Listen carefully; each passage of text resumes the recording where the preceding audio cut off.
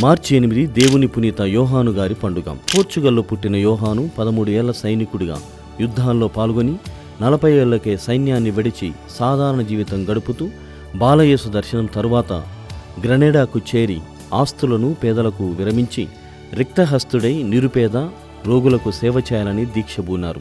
గ్రెనడాలో రోగులను స్వయంగా సంరక్షిస్తూ భిక్షాటన ద్వారా సేకరించిన దానధనంతో యోహాను గారు నగరంలో ఒక పెద్ద వైద్యశాలను నిర్మించి సేవలో తన జీవితం అంకితం చేశారు. క్రీస్తునాథుని శిష్యరికాన్ని దినదినాభివృద్ధి పొందుతూ యోహాను గారి త్యాగము, సేవ అనే కృషి పంటను స్థానిక మేత్రానులైన టూయీ గారు ఎంతో ప్రశంసిస్తూ యోహాను గారిని జాన్ ఆఫ్ గాడ్ అనగా దేవుని యోహాను అని పిలిచారు. పవిత్రతకు పరిచర్యకు మారు రూపమైన యోహాను గారు అనేక అద్భుత కార్యాలు కూడా చేసి క్రీస్తు ప్రభువుని ఘనపరిచారు. 1550 మార్చి 8 యోహాను గారు ప్రార్థనతో మరణించి శ్రీసభ పునీత పటంలో ఆసుపత్రులు, రోగులు, నర్సులు, ముద్రాపకులు, పుస్తక విక్రేతలకు పాలక పునీతులుగా ప్రకటించింది.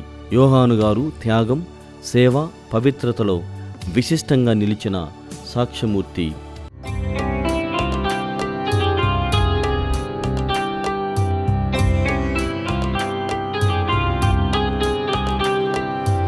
పునీత దేవుని యోహానుగా